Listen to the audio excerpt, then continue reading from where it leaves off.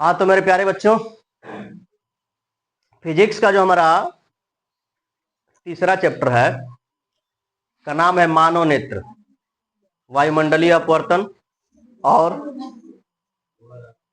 वर्ण विक्षेपण, जिसमें आज हम पढ़ेंगे मानव नेत्र, उसकी बनावट के बारे में, संरचना के बारे में, क्या क्या चीजें होती है, उस पर कुछ जो टॉपिक्स है उसको आज हम चर्चा करेंगे। तो जैसा कि हमारे पाठ का नाम है मानव नेत्र, वायुमंडलीय अपवर्तन वर्ण विक्षेपण। सबसे पहले आपको जानना होगा ये जो मानव नेत्र है, मानव शरीर का सबसे संवेदी अंग है, ठीक है। दूसरी बात, आज के टाइम में जिस कैमरा को हम देख रहे हैं, आपको क्या लगता है? पहले लोगों के पास कैमरा नहीं था, लेकिन हमारी जो नेत्र है, सोचो कि ये कितना अद्भुत चीज है। जिस कैमरा को आप आज देख करके, सेल्फी ले करके, फोटो खींच करके आप फील कर रहे हो, इतना सुंदर फोटो आ रहा है। सोचो कि हमारा मानव नेत्र आज से कईयों वर्ष पहले इस प्रकृति की देन है, उस ईश्वर की देन है, जिसने ऐसी चीजें बना दी। इस नेत्र के द्वारा हम दुनिया की कोई भी चीज हो उसका प्रतिबिंब बना लेते हैं, अपने नेत्र के द्वारा प्रतिबिंब बना लेते हैं, और उस प्रतिबिंब को हमारा मस्तिष्क जो है आपको निर्देशित कर देता है कि हाँ, आपने इस वस्तु को देखा है, यह इस प्रकार का है। लेकिन आज तो बहुत आसान है, पहले ऐसे तो लोग फील नहीं कर पाते थे जैसे आज आप लोग फील कर पाते हो। कैमरा को देख करके, फोटो में, मोबाइल में, आप एंड्रॉयड फोन में, और बहुत प्रकार के फोन है उसमें आप सेल्फी खींच करके महसूस करते हो। तो ये मानव नेत्र है बाबू, ये मानव नेत्र की खूबियों के बारे में हम पढ़ेंगे। आज हम इसकी जो खूबियां है उसके बारे में देखते हैं। तो सबसे पहले हमने बोर्ड पर आपको एक चित्र बनाया है मानव नेत्र का, एक टूटा फूटा लेकिन संगठित रूप से हमने एक यहां पर चित्र प्रदर्शित किया है। इसको आप देखिए। देखो बाबू, ये जो है ऐसा ही होता है हमारा मानव नेत्र, यानी कि हमारी जो आंख है ना, ये अंदर की तरफ, ये पूरा इसका अंदर का जो संरचना है, इधर से देखो, ये पूरा पार्ट ऐसे और ये इधर से ऐसे, हमारे अंदर ये सारा चीज है। दिखने वाला भाग कहाँ है बाबू? ये है, यही तो हम देख रहे हैं। सबका आंख का जो भाग है ना, यही इतना दिखाई देता है, बस हेतने, इसके आगे आपको दिखाई, सारा अंदर है, सारा अंदर है। इसका स्ट्रक्चर अलग है, इस स्ट्रक्चर में समाया हुआ है और उसी के अंदर ये बैठा हुआ है, ठीक ना। तो अब देखिए, लेकिन हम पढ़ेंगे तो अंदर से लेकर के जो दिखाई दे रहा है उसको सबको समझेंगे। ये देखो, ये मानव नेत्र का जो सबसे बाहर वाला भाग है ना बाबू, ये सबसे बाहर वाला भाग, सबसे बाहर वाला भाग जो अंदर भी है और बाहर की तरफ ऐसे घूम करके आया है, इसी को बोलते हैं श्वेत पटल। क्या बोलते हैं? श्वेत पटल। इंग्लिश में बोलते हैं एस्क्लेरेटिक। हाँ, एस्क्लेरेटिक इसको हम बोलते हैं, और श्वेत पटल हिंदी में बोला जाता है बाबू। यानी कि मानव नेत्र का जो सबसे बहरिया वाला भाग है उसी को बोलते हैं एस्क्लेरेटिक। देखो हमने क्या लिखा है, श्वेत पटल, एस्क्लेरोटिक, नेत्र गोलक के सबसे बाहरी परत, सबसे बाहरी परत, सफेद, मोटे, अपारदर्शी। अपारदर्शी मतलब ये जो परत है ना, इससे दिखाई नहीं देगा। तो अपारदर्शी चमड़े की होती है। किसकी होती है? चमड़े की होती है। श्वेत पटल या स्क्लेरोटिक कहा जाता। समझ में आ गई? अब बात करते हैं। देखो यहां पर हमने एक और बात लिखी है, नेत्र गोलक। आखिर ये जो परत है इसको तो हम बोलते हैं नेत्र, श्वेत पटल लेयर, जो परत बना हुआ है। लेकिन ये जो भाग है पूरा यहां से लेकर के इसे गोला वाला, इसे गोला है ना, इसे जो बना हुआ है, इसे ये जो भाग बना हुआ है गोल का, इसे जो पूरा भागवा है, इसको क्या बोलते हैं? तो इसको बोलते हैं नेत्र गोलक। आंख के गोले को नेत्र गोलक कहते हैं। जो आंख का गोल का पूरा भाग है ना, उसको क्या बोलते हैं? नेत्र गोलक। क्या बोलते हैं? नेत्र गोलक बाबू बोलते हैं, ठीक है। आगे देखो, नेत्र गोलक हो गया आपका दूसरा पॉइंट, हमने बोल दिया नेत्र गोलक। बोलो इतनी बात समझ में आ गई सबको? तो श्वेत पटल क्या होता है? मानव नेत्र का जो सबसे बाहरी परत चमड़े की बनी होती है, अपारदर्शी होती है, उसको बोलते हैं श्वेत पटल या स्क्लेरोटिक। ठीक है। नेत्र गोलक, जो नेत्र का गोलाकार भाग है उसको बोलते हैं नेत्र गोलक, आई बॉल इंग्लिश में बोला जाता है इसको। इसके बाद जो हमारा आता है वो है कॉर्निया। ये कॉर्निया है बाबू, बहुत इंपॉर्टेंट पॉइंट है कॉर्निया का।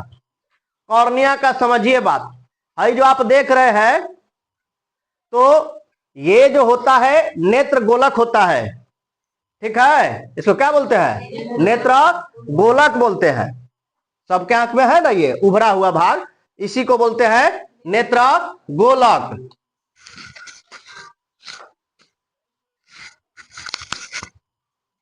समझ सकते हैं आप लोग? नेत्र गोलक क्या है? आपके आंख का उभरा हुआ जो भाग है इसको क्या बोलते हैं? नेत्र गोलक बोलते हैं। देखो क्या है नेत्र गोलक, सॉरी हमने नेत्र गोलक बोल दिया, नेत्र गोलक नहीं, कॉर्निया। क्या बोलते हैं? कॉर्निया। आंख का उभरा हुआ भाग है, इसको क्या बोलते हैं? कॉर्निया बोला जाता है। कॉर्निया क्या होता है? तो देखिए, नेत्र का उभरा हुआ पारदर्शी भाग, देखो ध्यान से, यहां से लेकर के यहां तक ये अपारदर्शी है, ठीक ना, लेकिन ये जो भाग है ना, यहाँ पर ये उठा हुआ भाग है, उभरा हुआ भाग है, इसको बोलते हैं कॉर्निया। और ये पारदर्शी होता है। कैसा होता है? अब देखो कैसा, इधर से पूरा अपारदर्शी और ये वाला हो गया पारदर्शी। जैसे आप मोबाइल कैमरा देखते हो ना, मोबाइल कैमरा में जो कैमरा का लेंस होता है वो छोटा सा इतना होता है, अब बाकी उसके अगल बगल इतना बड़ा फोकस बना देता है, सब शीशा लगा होता है, फाइबर लगा होता है, लेकिन इतना ही छोटा सा होता है उसका। तो उसी तरह से आपका ये पारदर्शी, यानी यहां से आपका कोई भी प्रकाश गुजरेगी, अंदर जाएगी, यहीं से कॉर्निया बोलते हैं इसको। देखो, नेत्रदान में इसी का प्रयोग होता है। नेत्र का जब दान किया जाता है तो इसी कॉर्निया का प्रयोग होता है। किसका प्रयोग होता है? यहां पर प्रकाश का सर्वाधिक अपवर्तनांक होता है। प्रकाश का सबसे अधिक अपवर्तनांक कहां पे होता है? कॉर्निया पे होता है। कहां पे होता है? प्रकाश का सर्वाधिक अपवर्तन कॉर्निया के बाहरी पृष्ठ पर होता है। कॉर्निया के बाहरी पृष्ठ पर होता है बाबू। तो ये कॉर्निया है। इसके बाद देखो, कॉर्निया के बाद आता है क्या चीज? कोराइड। अगला पॉइंट क्या है? कोराइड। श्वेत पटल के नीचे देखो, ये श्वेत पटल है ना, इसके नीचे ये जो परत बनती है, देख रहे हो ये वाला परत, ये जो परत बनी हुई है, इसी परत को हम बोलते हैं कोराइड। क्या बोलते हैं? कोराइड बनते हैं। और यही परत आगे जा करके कहा? दो पार्ट में बट गई। देखो, यही परत आगे आई तो यहां से दो पार्ट में, एक पार्ट है जो बना है बाबू, है वाला, ये वाला आइरिस है, परितारिका है ना, इधर बन जाते हैं सिलियरी मांसपेशिया, सिलियरी मसल्स, इसी पे हमारा नेत्र लटका होता है, लेंस, इसी पे हमारा लेंस लटका होता है। देखो, इधर से भी एक गई है, इधर से एक पार्ट इधर बन गया आइरिस का, परितारिका का, इसी पे लटक गया नेत्र लेंस। मांसपेशी, सिलियरी मांसपेशी, जिस पे लेंस ऐसे लटका रहता है, ऐसे, ठीक ना। तो ये आपका सर्वा हो गया आपका कोराइड। श्वेत पटल के नीचे, श्वेत पटल के नीचे गहरे भूरे रंग की परत होती है जिसे कोराइड कहते हैं। क्या कहते हैं? कोराइड कहते हैं। ठीक है, समझ में आ गया। अब कोराइड के बाद जो आती है बात, वो है आपका परितारिका। क्या है? देखो, ये वाला पार्ट है परितारिका का, ठीक ना, यही आइरिस बोलते हैं इसको इंग्लिश में। क्या बोलते हैं? परितारिका या आइरिस, परितारिका या आइरिस। कोराइड के आगे वाली, कोराइड के आगे वाली, ये कोराइड है, इसके आगे वाली जो अपारदर्शी, कैसी होती है? अपारदर्शी परत सिकुड़ने और फैलने का काम करती है। सिकुड़ने और फैलने का, सिकुड़ने और फैलने वाली डायफ्राम, सिकुड़ने और फैलने वाली डायफ्राम है, सिकुड़ती है और फैलती है। सिकुड़ गई, फैल गई, सिकुड़ गई, फैल गई। जैसे आप लोग प्रकाश में जाते हो, ज्यादा लाइट होता है तो आपका आंख ऐसे है ना, चुनहरिया आ जाता है, वहां पे जाते हैं तो आपका आंख घुचघुचाने लगता है, कम लाइट रहता है तो आपको आंख ऐसे फाड़ के देखना पड़ता है, इसे देखना पड़ता है ना। तो बोलो आइरिस उसमें सहायता करता है सिकुड़ाने और फैलाने में, सिकुड़ाने और फैलाने में। तो उस टाइम ये काम करता है, ठीक है, जिसे परितारिका या आइरिस कहते हैं। अब देखो आंख का रंग, आंख का रंग आप जानते ही हो, देखे होंगे ना, किसी किसी का भूरा हो जाता है, किसी किसी का काला तो सामान्य लोगों का रहता है, भूरा नीला बहुत कम लोगों का देखने को मिलता है। भूरा भी तो ज्यादा ही लोग मिल जाते हैं, लेकिन सबसे कम नीला वाले को देखने को मिलता है, सबसे कम नीला देखने को मिलता है। तो इस प्रकार से हम समझ सकते हैं तो ये परितारिका होती है। क्या होती है? परितारिका, जो आपकी आंख के कलर को निर्धारित करती है कि आपका आंख किस कलर का है। तो आंख का रंग परितारिका पर निर्भर करता है, काला, भूरा, नीला आदि, ये परितारिका पर ही निर्भर करता है। समझ में आ गया आप लोगों को? अब देखो एक बात और है, परितारिका जो होती है ना, नेत्र में प्रवेश करने वाले प्रकाश की मात्रा को भी नियंत्रित करती है। आंख के लिए प्रकाश की मात्रा तथा आंख के लिए रंग के लिए उत्तरदायी होती है। जो प्रकाश होता है ना, इसके प्रकाश की मात्रा और आंख के लिए रंग, दोनों के लिए कौन उत्तरदायी होता है? परितारिका। कौन? परितारिका। अब परितारिका ना कंट्रोल करता है पुतली को। किसको? पुतली को कंट्रोल करता है। पुतली के बारे में अभी हमने नहीं लिखा है, आगे के क्लास में आपको जो बाकी है इसमें मानव नेत्र में, उसको आपको स्पष्ट करेंगे, ठीक है।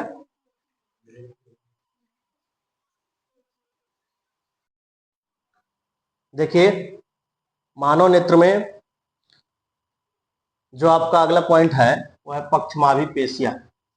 पक्षमाभी पेशियां ये क्या होती है?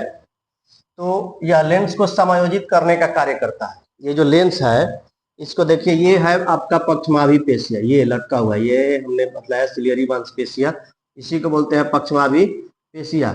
यह लेंस को समायोजित करता है, लेंस को समायोजित करने का काम जो करता है उसी को बोलते हैं पक्षमाभी पेशिया। इसके बाद जो आपका पॉइंट है कि लेंस क्या है, लेंस क्या होता है? तो देखिए ये है लेंस, यह है आपका लेंस। ये क्या होता है? तो लेंस आंख में उत्तल लेंस पाया जाता है।